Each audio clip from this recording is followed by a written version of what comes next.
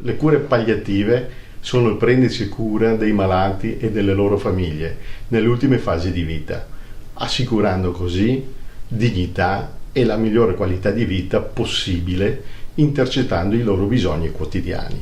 Per far questo ovviamente c'è bisogno di medici preparati, infermieri, psicologi e assistenti sociali.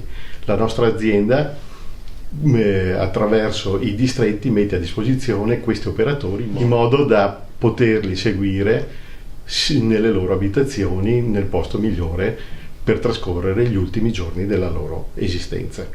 Per poter usufruire del nostro servizio, l'importante è che i familiari o il paziente stesso si rechi dal proprio medico di famiglia e ne discuta con il medico nella possibilità di essere accompagnato per l'ultimo periodo di vita dal nostro servizio.